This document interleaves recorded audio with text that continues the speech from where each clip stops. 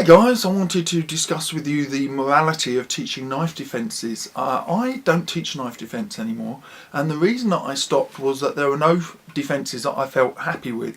My instructor teaches a particular guard position which I strongly disagree with, although my disagreement is not massively logical. His guard position, I think, kind of makes you think about the guard more than it makes you think about the situation. So I won't teach that because I don't have any faith in it. And the defences that I used to teach that I kind of had faith in, I've kind of drifted away from those now. I don't believe in those either.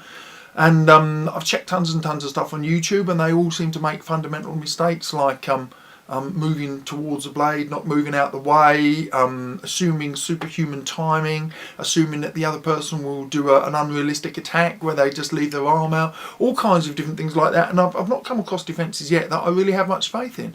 So here's the thing, that most people, it seems to me, in an average karate syllabus, the amount of time spent to knife defences is, maybe a few times a year.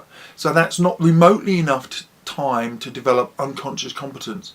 And of course the reason that we teach it so infrequently is because your likelihood of encountering a knife is incredibly unlikely. So it's reasonable that the proportion of effort that we spend teaching it is proportional to the amount of danger that it represents. But the problem is that some people may encounter a knife, and then when they do it, they don't have the natural competence for that. And if we teach bad knife defence, or if we teach knife defence in such a way that they're not competent at it, or that they might do the wrong thing at the time, I actually think that we have created a mindset that could get people hurt. For example, it's common that when people develop some physical skills, that they become more confrontational, not less. Even though karate, we want to teach people to retreat from trouble and have humbleness. I've even felt this in myself. Somebody pulled a knife on me once, and I thought, I'm so tempted to just break your knees here, but I didn't. I just turned and walked away. But because he was drunk. But the point is that it does create a sense of empowerment, which perhaps is not justified if you're teaching knife defence that doesn't work. So we could be encouraging people to risk their lives by taking on people with knives, where really what they should have done was retreated at all costs. And I know we all talk about the platitude of run away at every situation, but the truth is that, especially for males, that ego doesn't work that way. We try and control our ego, but people, when they're in that situation, sometimes they just feel like they have to. My neighbour's son was put away for murder, and he wasn't a bad kid actually, but he drew a knife on somebody, and his best friend, in fact, and his best friend, being all macho, walked under the knife and he died. And I've heard of that on more than one occasion, where somebody's pulled a knife and the other person's, yeah, go on then, and just walks towards it. And this is not a laughing matter. This is not a trivial thing if there's a weapon that can kill you in front of you. But ego is a very stupid thing.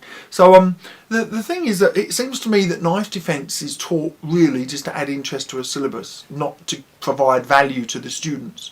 All too often I've seen lots and lots of places, even knife defence seminars, they teach a seminar, and there's no way in a 2, 3 or 4 hour seminar that you can come away with competence. So unless you're practicing that really regularly with somebody, then the seminar is pretty much useless, except for the awareness it might teach you about how people attack with a knife. It just makes me think that sometimes the mindset would be better served if they had no idea what to do with a knife. All they just did was face the knife, and then they just begged for their lives, than giving them the illusion of competence. The counter argument to that is bad competence is better than no competence, and sometimes people might attack you with a knife, and even poor skills might save you, whereas no skills definitely won't. And I have sympathy for that point of view, definitely. I mean, one of my fundamental principles against a knife would be to try and keep your distance. and of course there's the old adage that showers aren't stabbers and stabbers aren't showers. So those who actually mean to do you harm, they won't let you see the knife before they try and stab you. They'll move up close and then just stab you, and reveal it in the process of stabbing. I don't know if that's true.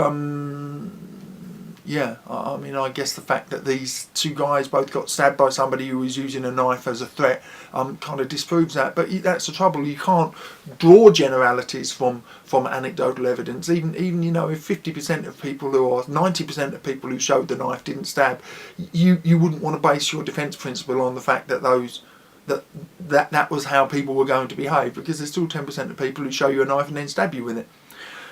So, my knife self-defense principle is to keep my distance, and if somebody comes up to try and kick first, just to make it intimidating for them to close the ground. But, there are all kinds of things that could make that problematic if they're running at you, or if they're already too close or something like that. But then likewise, if they're already too close, your other defences are probably not going to work either. Yeah, I have very mixed opinions about this one, guys. I'd be interested to hear your input on this, and thanks very much for listening. Hey guys, thanks for watching. Hope you enjoyed the video. If you did, please take the time to rate and comment, and it would mean a lot to me if you would subscribe. Thank you.